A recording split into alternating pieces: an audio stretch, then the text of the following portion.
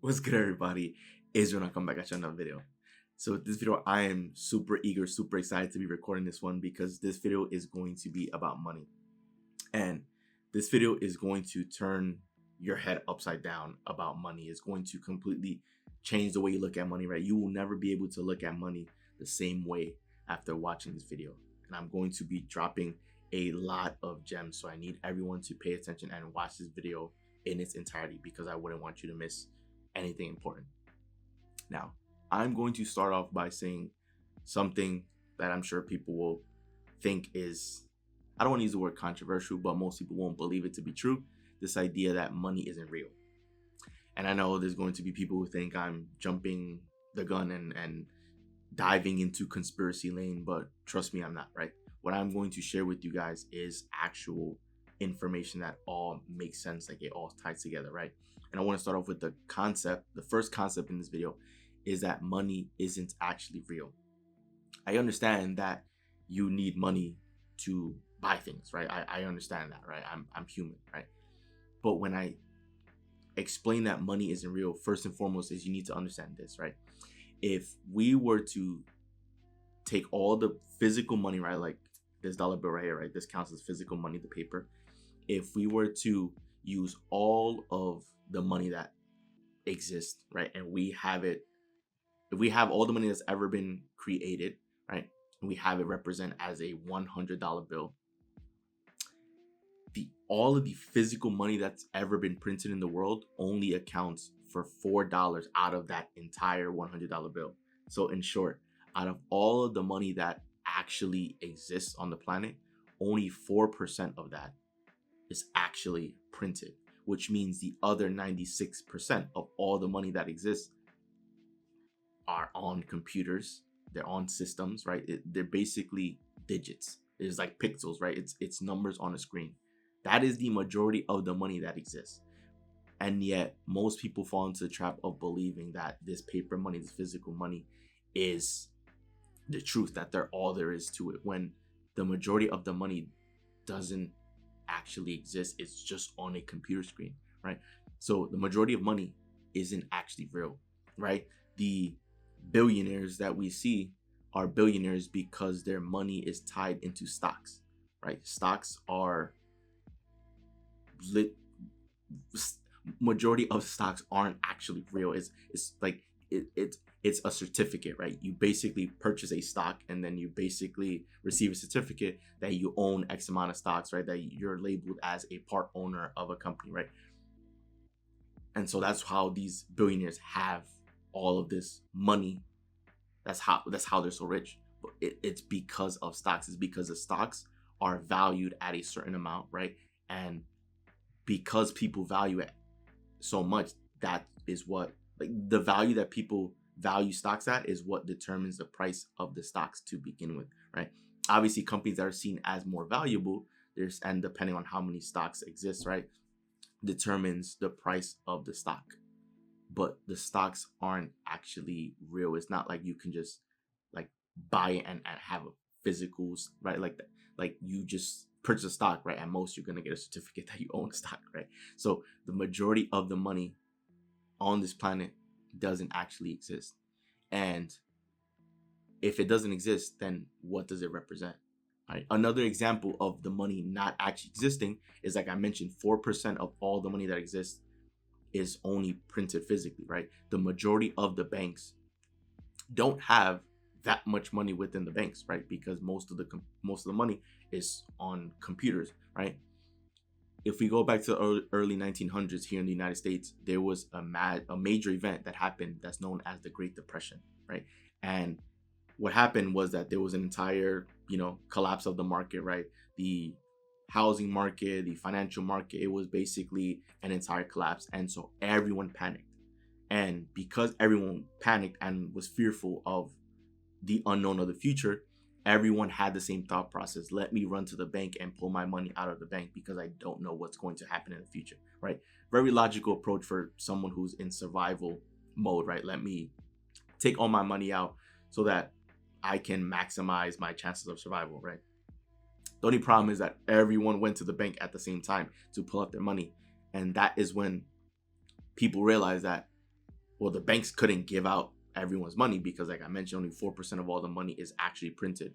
And so the banks were literally running out of money to give out because they would check someone's bank account and see that they owned X amount of money. Say someone owned $20,000, right? You can see it there in their bank account, but there was no more actual physical money to give them. So the banks couldn't give money to people, right? So money isn't actually real because the majority of it is just behind the computer screen, is just numbers, right? And the next idea I want to go into is explaining what money actually is. Money itself is not actually real because it actually represents something else. It's just a shadow representing internal value. Now, what does this mean? Internal value is what you as a human being values. It's what someone else values. It's what other people value, right? Let me give you guys an example, right? If we were to use a luxury car, right? Say, for example, we have a Lamborghini. This Lamborghini can cost anywhere from $250,000 all the way to maybe $750,000, even to $1 million, right? This Lamborghini, let's say with this example, this is $1 million Lamborghini, right? It's $1 million vehicle. This vehicle is valued at $1 million because of not only the material and the level of labor that was required to create this vehicle. It also looks great. I'm sure it's comfortable. I'm sure the vehicle drives really fast. And more importantly, it's also because the vehicle serves as a symbol of status, right? If you're in a vehicle like that, other people will notice you, right? And other people will automatically begin to associate the brand of that vehicle with you, right? Because that vehicle itself is rare and you're driving the vehicle, then they'll look at you and think that you're someone in the world, right? That you're doing well for yourself financially, because someone who isn't doing well financially wouldn't be able to own a vehicle like this and drive a vehicle, right? However, if, let's just say this vehicle was parked in the middle of the road, and let's just say all of a sudden humans no longer existed, but this vehicle existed right there on the street, this vehicle would no longer be worth anything because there's no use for this vehicle, right? Animals wouldn't be able to, as far as I'm concerned, wouldn't be able to use this vehicle, right?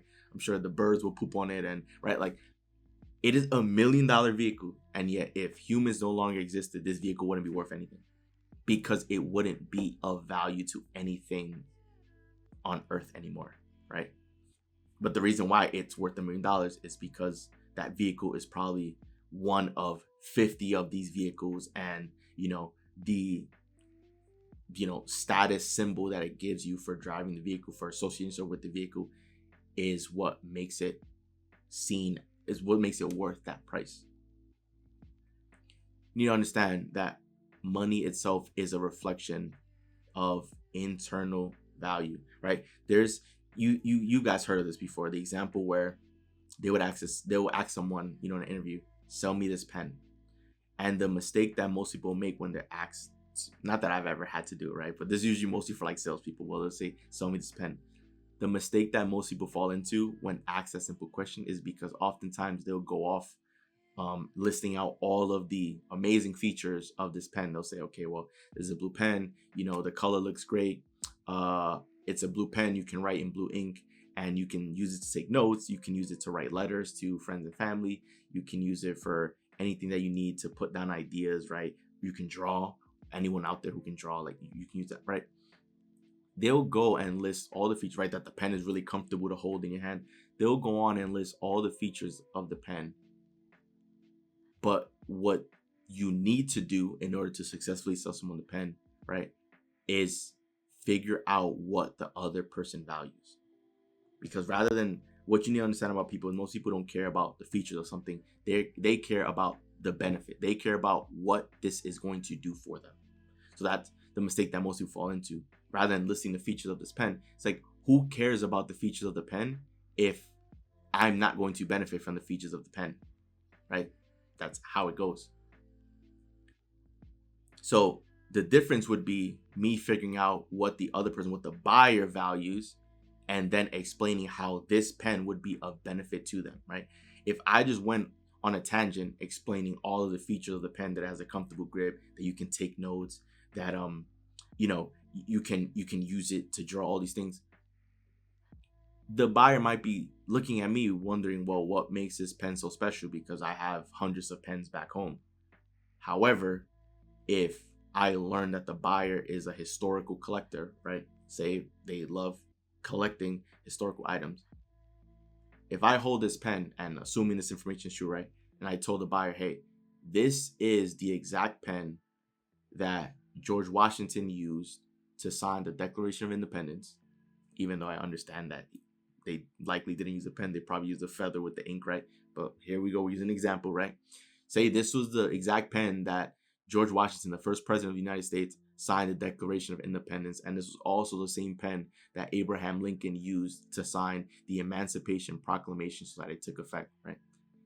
If I said that to the historical collector, his jaw would drop and he would begin drooling, because he knows that he needs to have this pen in his collection. Because if he has this pen in his collection, this will now become his most prized possession. Right? This is still a pen. This pen is no different than any other pen, except of the meaning of this pen and the features, right? Because this person is a historical collector, they value things of historical importance. And so, because this pen was the pen that was used to sign the most historical documents in the United States in US history, this is now seen as the most valuable item to a historical collector, right? You guys understand what I'm saying, right? It value or money, it depends on internal value, because now the historical collector is willing to, he will pretty much provide me with a blank check and say, listen, just write whatever number you want for this pen and you'll have it. It makes the pen be seen as something completely different other than just a pen, right? And it's the same idea with everything else.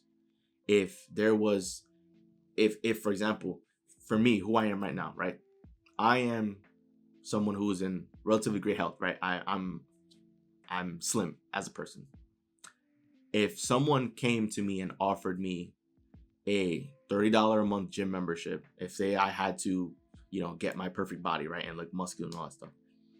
If someone came to me and offered me a $30 gym membership or a $10,000, surgery in order to get 6-pack abs, right? And I had the choices of the two options, I would choose the gym membership, because I don't value paying $10,000 for surgery to have abs, to have 6-pack abs, because I know that me going to the gym is fun, and I know that I'm willing to put in the time and the effort, and I know that after a couple months, I will have abs. Like, I will have the perfect body after a couple months. I don't need to spend $10,000 on surgery to get 6-pack abs, right? Because I don't value that. To me, I don't need that, because I am perfectly content with going through the route of going to the gym. Whereas other people who may have been overweight their whole lives and, may have signed up for a gym membership and didn't make any progress, they feel ashamed of their body. They're insecure and they don't want to be seen by other people. And, for them, paying the $10,000 to, have like lipo, like whatever it is, whatever surgery, to then take off 100 pounds of weight, a lot of people will choose that as the better option, because paying for the gym membership is no guarantee that they're going to lose weight. And if they've done that before, they may think that it will never work. And so for them, paying the $10,000 to guarantee themselves that they're going to lose weight in a surgery is going to be the better option. They value that, right? For me, I don't value that, because I can just go to the gym, right? And spend only $100, $200 in those couple months to get into perfect shape. Whereas someone will value paying $10,000 to instantly lose 100 pounds through surgery, right? Money itself, all this is basically a certificate. It says that, okay, you provided me with service, right? You receiving money is you receiving a certificate that you provided someone something of value, whether it's a product or a service, right? and they're willing to exchange money for it if they believe that the product or service is going to deliver them the transformation or the benefits that they're looking for. And if they believe that it's worth the money, then right, they'll see the benefit and the transformation as being worth more than the amount of money it'll take for them to pay for it, right? So money itself, all it is just a shadow of internal value. It represents internal value. So what you need to understand is, as you continue to increase your internal value, you know what? I'm actually going to read it, right? I'm reading an exact quote that says it right here, right? That explains exactly what we've been talking about. So, and I repeat, and I'll quote, right? It says, look, instead, at the value within you and within people, and the flowing and exchanging of this value between people. Our internal value is what creates money. Money is a shadow of our internal value. Develop this internal value in yourself and in others, and your external money and wealth will correspondingly arise automatically. Sorry, not arise, will rise. It says, let me read the last sentence. Develop this internal value in yourself and in others, and your external money and wealth will correspondingly rise automatically without fail. So it doesn't matter. The reason why I'm so passionate about personal development and this industry and getting better is because I always have the opportunity to grow. I always have the opportunity to get better, to show up each and every day as the best version of myself. I always have reason to invest in myself and to improve my mind and to stretch myself. And I can see the growth that I've made from when I started my journey. And I know that there's people out there who also want to make the same level of growth. I also understand that this is so fun to me, and this is what I see myself doing for the rest of my life, because there's no cap. There's always a new level that you can reach. There's always an area that you can improve. There's always somewhere you can get better. And understanding this about myself, I also understand this about other people. I also understand that people will want this, that people want to grow, that people want to get better. What does it say? It says, develop this internal value in yourself and in others, and your external money and wealth will correspondingly rise automatically without fail. So as you continue to increase the value in yourself and help increase the value in other people, your external money and wealth will correspondingly rise automatically without fail. So oftentimes people fall into the trap of looking at this paper money, thinking they don't have enough, and thinking, I want more paper, I need more paper, without understanding what this actually means and what it represents. This is a physical representation of internal value. So if you want to increase more of your wealth, you need to not only increase your internal value, you need to also do the same for other people. You need to continue providing people with value. And what does value look like, right? Value is either delivering someone happiness or improving the quality of someone's life, which results in happiness, or solving someone's problem, which results in happiness. So the reason for this is because each and every one of us, we were put here to experience outrageous joy. We are all searching for happiness. Every moment to moment for the rest of our life, we are constantly on a search for happiness, right? And you might be thinking, this is a lie. It's not. It doesn't matter what your dreams are. It doesn't matter if you want the biggest house in the entire country or the world. It doesn't matter if you want to own on the land. It doesn't matter if you want to look for your spouse, or you want to start a family, or you want to travel the world, or you want to own a fleet of 100 vehicles, or you want to own all the hotels on planet Earth, or if your dream is to be the CEO of a company or to start a company. It doesn't matter if your dream is to be the richest human being on the planet. It does not matter what your dream is.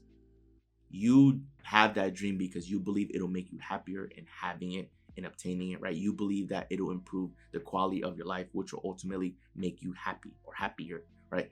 Everything that you want, everything that you could desire, is because you believe that it'll make you happier in having it, because it'll increase your internal value, right? That's all it is. So life, all it is, understanding wealth, and all it is just understanding internal value, what people value, and helping people get what they value. And as you do that, of course, you're improving the overall happiness of life and everyone. And by law, by default, right, as you heard it here, wealth is going to follow. So reason why you will never look at money the same way is because you have to stop looking at physical paper, because we know that 96% of the money that exists is not physical, it's not printed, it's just numbers on the screen, it's digits. So it doesn't actually exist, right? It exists because we as people place value in things. The reason why a car can be worth $1 million is not because, in most cases, that car, that Lamborghini, doesn't really function any differently as far as the actual function of a vehicle, doesn't function any different than a Toyota Camry, right? It gets you from point A to point B. It does the same thing, except one vehicle is likely faster and more comfortable, and is because other people place value in it because it is seen as a status symbol. There's a reason why luxury companies are able to place a premium price tag on their products, because people are willing to spend that amount because they want to be exclusive, right? They want to be seen as like upper class. They want to associate themselves and their brand with the brand of that luxury company, right? Whatever, whatever images and beliefs are associated, whatever people think are associated with these brands, right? People want to wear those brands so that they themselves and their brand can be associated with these brands, so they can be seen as exclusive, so they can be seen as one of one, right? It's the same idea. Wealth, money is all about value. It's all about internal value, right? What I value is going to be different than what you value, right? Me personally, I don't value having to pay $10,000 for surgery for abs because I can just go to the gym.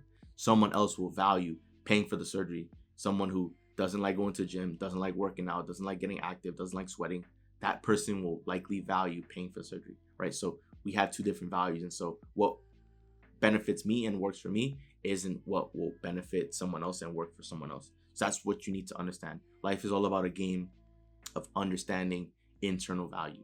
If you want to be, have a lot of this, right? It's a game about understanding internal value. And as you begin understanding this more and more and more, as you continue to raise your internal value and also raise internal values of other people, you will find that externally, right, wealth will begin flowing to you in ways that you cannot explain, right? So that's how it all works. So I'm hoping you took notes in the video. I'm hoping that you learned something new, that you walk away as becoming more and also having a greater understanding of yourself and the world around you, right? It's hard to imagine after the information I just shared that you can just return to looking at money the same way, because this is the truth. This is how money operates, right? That is how value is determined. Value is determined by the value that someone places on that item because of the benefit or what it can do for them, right? And everyone shares different values. Everyone shares different perspectives. Everyone shares different opinions about things. So two people may not necessarily value something the same way. But if you learn what people truly value, which, once again, right, we're all put on this earth to experience outrageous joy, and each and every moment we are all chasing happiness, because if we can be happy every second of the day for the rest of our lives, we will all choose that in a heartbeat. So everyone always values happiness. So understanding that, figuring out what makes people happy, solving their problems, delivering a product or service that improves the quality of their life, right? You're providing value to other human beings. And so because of that, money will have to follow by law. So hopefully this video clarifies what this is, and hopefully, right, you now can operate, because now you have a different perspective on what money is, how it all functions, right? You can now begin to operate differently. And as you're thinking differently and operating differently, it will likely lead to new results for you. So if you've been struggling financially, worry less about the physical piece of paper itself and begin understanding and thinking and reading and learning about money itself, because then once you begin to understand it, you'll begin to realize how it's able to flow into so many people's lives easy and effortlessly, because they understand what it actually represents. And then on the flip side, right, if it's been a struggle for you or it's been a struggle for other people, you can see why, because there's other people who clearly operate without this understanding of money. And so no matter how hard they work, no matter how hard they try, because they're not operating in accordance with the laws of the universe or in accordance with how it all works, right? Because they're heading in the wrong direction, they're doing things incorrectly, it's harder for them to get ahead in life. So hopefully you found something beneficial in this video, and hopefully now you can use the information that you learned to begin creating value in the world. So that wraps up the video. Enjoy the video. Do leave a like and subscribe as we're on the road to 1 million subscriber, guys. So once again, it's Joel, and I'm out. I'll see you guys for the next video.